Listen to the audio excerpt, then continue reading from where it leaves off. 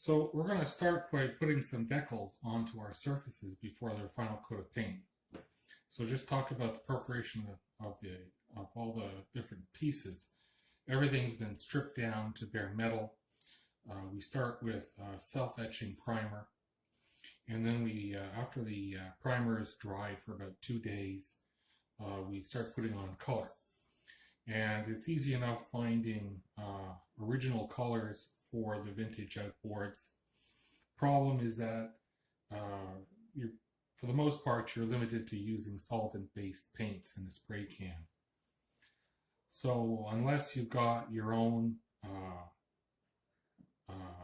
setup for powder-based paints and you can source the original colors, you're really stuck using the solvent-based acrylic spray cans. And the problem with that is that oil and gas absorb into the paints really easily. So if you get an oil smudge on your surface, as you rub it, you just end up rubbing it right into the paint. And gasoline just eats this paint away completely. So what I found is that once I finished with putting the color on and the decals, I'll give the paint a full 2 weeks to fully cure to get rid of all the solvents within the paint. And then I'll coat it with a 2-part epoxy clear coat. And that really protects the surface from any grease, oil, or gasoline spills. They clean up really nicely, and it leaves a really nice, hard, durable finish. So we're going to put a small water decal on this lid. When I ordered the decals for the 1964 3-horsepower Johnson, it came with all the vinyl decals, and I'll show you how to do vinyl decals next. But it was missing this one small decal, which was just describing the fuel mixture, and it went right here. So I've prepared the area by taping off the distances to give myself a reference mark to tell me exactly where that decal goes. And you'll notice I'm wearing gloves because I don't want to get any of the oil from my hands, my fingers, onto the surface of this paint because I'm not going to be able to clean it off. But to do the water-based decal, I am going to have to take these gloves off.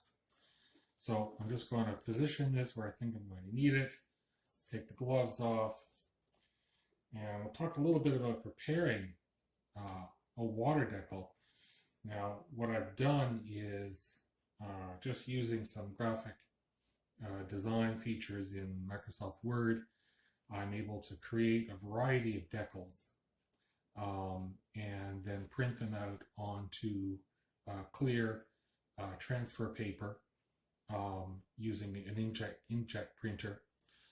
The thing you need to know is that if you were to just dip this in water after you've printed it out on your inkjet, the ink would run right off.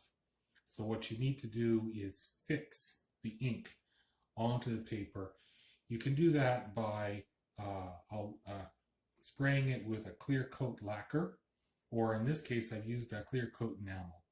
So I sprayed the decal and then I've cut it out. So now when I dump this in water, it really the ink shouldn't come off.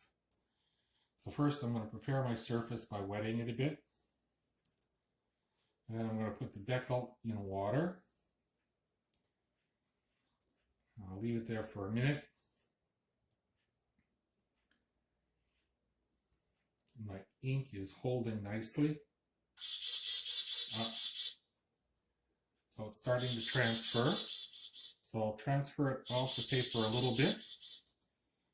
I'll position it and slide it off. And with these decals, you can move them a bit.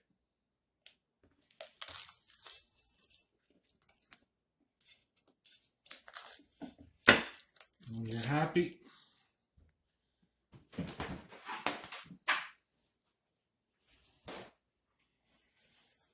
just pat it dry very lightly moving the water out from underneath the decal.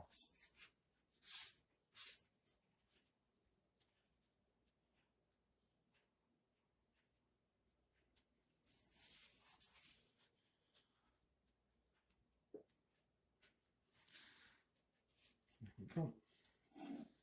Unlike vinyl decals, these remove very easily.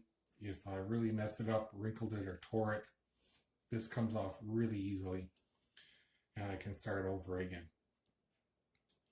Now, that's going to be left to dry, and when it's dry, it'll get covered with a 2-part epoxy, and where the 2-part epoxy will really protect that decal. So next, what we're going to do is take a look at putting on a vinyl decal. So now we're going to put on a vinyl decal. And from the measurements that I've taken from photographs of the original fuel tank, I've mapped out some reference points so I know where the J starts and where the image of the seahorse lands. My reference point is this corner back here, so I'm going to want to make sure that my decal is cut pretty close to that reference point so that I can make sure I'm on the right spot.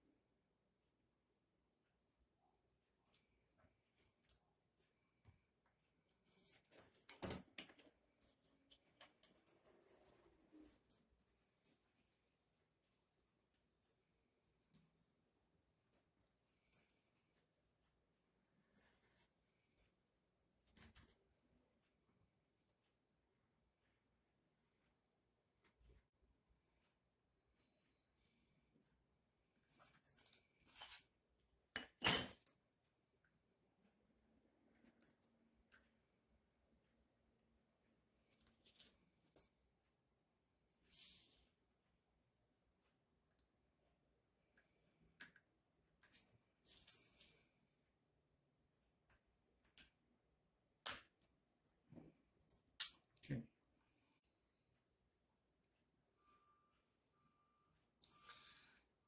Next, it's important to realize that there's 3 layers to the vinyl decals. There's the backing, there's the decal itself in the middle, but there's also a matte layer over the top of it, which is really important not to remove.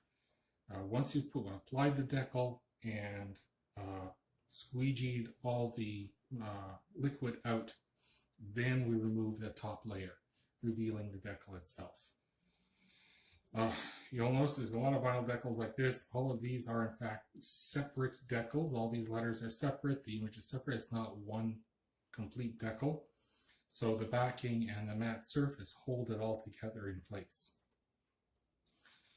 So I'm going to double check, and I'm looking at it, and I'm a little concerned that this little corner might be in my way. So just going to tuck it down a bit.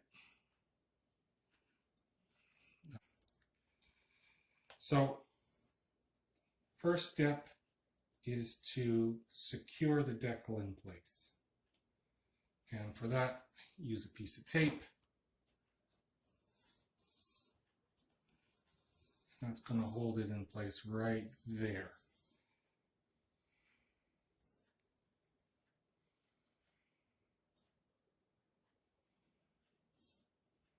Okay.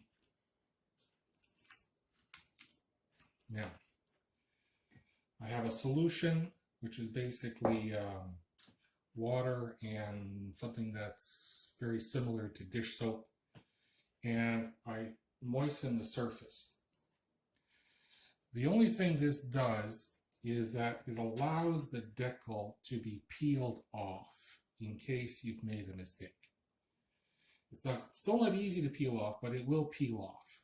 Whereas if you were to apply it to a dry surface, once it's on for good.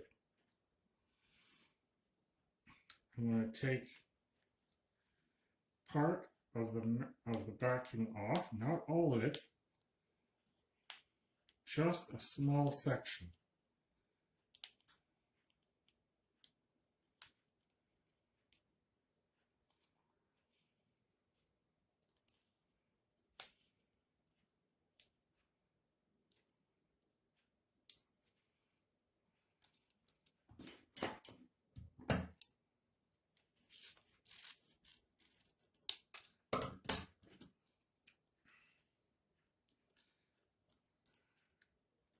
And positioning my decal where I want it, I press down one end and carefully remove my tape. And then I start peeling away the decal, the backing.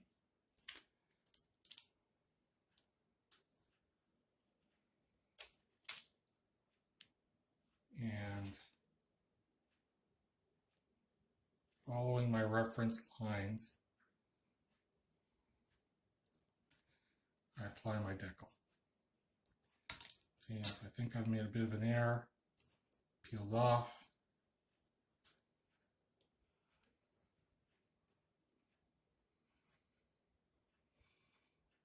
Trying to get those creases out.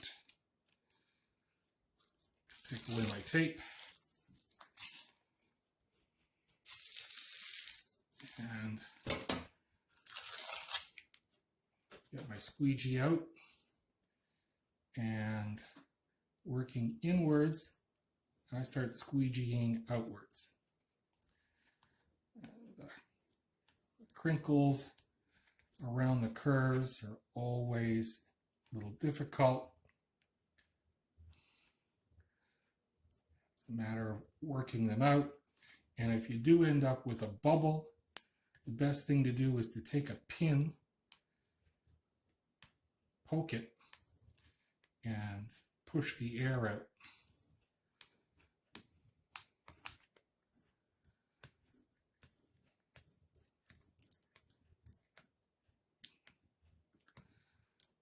Right now I'm working to remove all that water that I put on the surface and to get rid of the crinkles. And then I'll work my way down the lettering.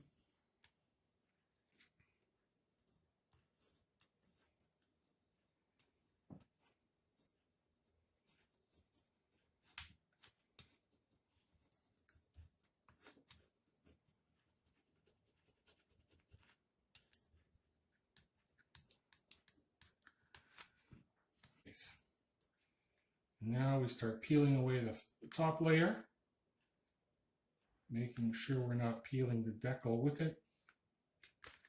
Otherwise, we put it back down again and press some more. Nice and slowly so I don't take a letter up with me.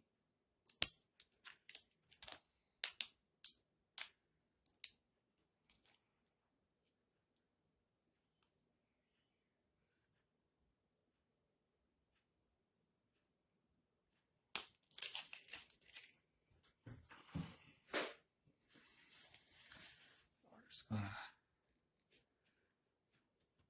pat this down. Try and work last little bubbles out.